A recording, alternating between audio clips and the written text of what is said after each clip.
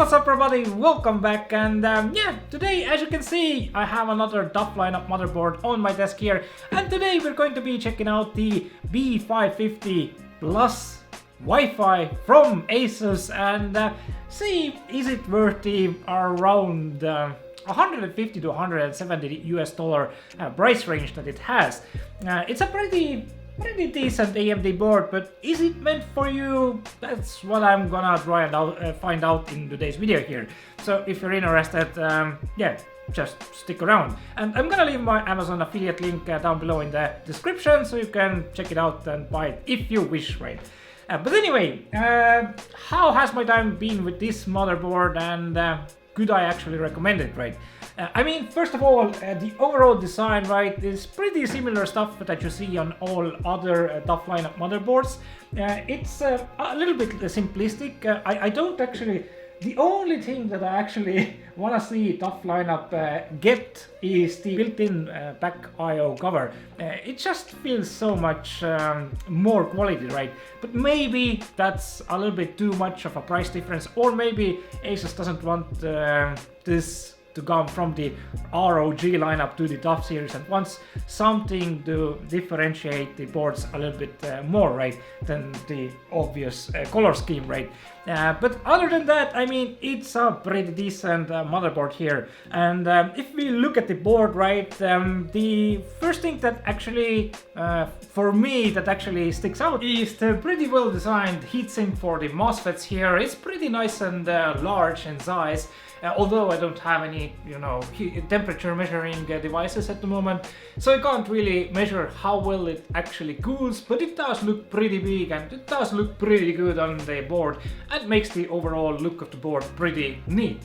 The second thing, of course, as we can see, we find two PCI Express 4.0 M.2 slots here, which is pretty nice because we can get the full benefit of the PCI Express 4.0 here. So if your M.2 SSD supports it, you're gonna get some pretty serious speeds here. But yeah, it does have PCI Express 4.0 as well, right?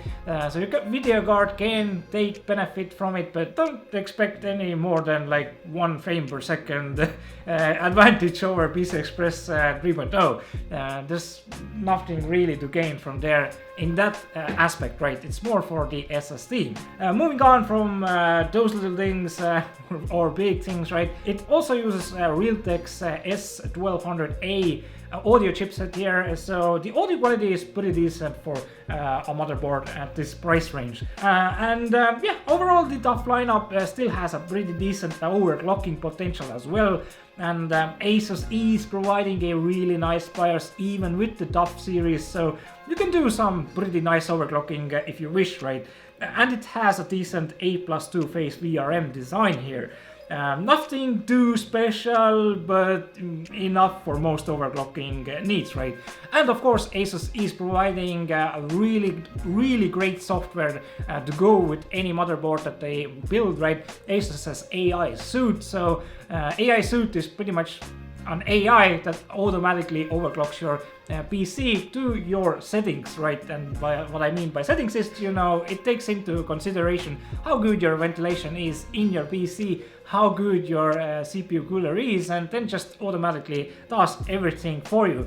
But if you don't like it, of course you can head into the BIOS and manually fine-tune and tweak the BIOS there to make your AMD CPU run at the best frequency possible, right? And moving on from there to the back of the motherboard, right, the I/O. There's a lot of connectivity options here, a total of 7 USB ports and also 1 USB Type-C. There's also, interestingly enough, a PS2 port. Now, a PS2 port in 2020 is like a big question mark for me. It's more for extreme overclockers that use liquid nitrogen or something like that, right? But, people who actually do overclocking with liquid nitrogen, they don't tend to go with like a motherboard at this caliber, right? 170 US dollar. They tend to take the most expensive motherboard possible, right? So that's a little bit of a question mark for me. Maybe just add a few extra USB ports there. More USBs can't hurt, right? But anyway, moving on from the USBs, we do find a BIOS flashback button, which is pretty nice. Also the Wi-Fi 6 antenna boards. This is a Wi-Fi supported motherboard, which is a B plus at around 150 to 170 US dollar price range for the B550 series. There's also a display board, a HDMI, the LAN board, and of course the audio ports, with one of those ports being a proper optical out. And yeah, as it is a B550 motherboard, right, the biggest thing that actually catches my eye next to the M.2 slots is there's no fans. There's no fans on the B550.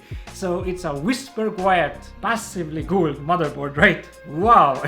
So yeah, that's a real big plus in my opinion when choosing motherboards, especially for the AMD chipset, that all of those chipsets tend to have ventilators, small little ventilators on them that with time might clog up and start doing some horrific sounds, or just die off and maybe take the motherboard with it. So this is designed to work without a fan on it, and all of the ventilation that it does get is coming from your CPU cooler or the case ventilation system itself, right?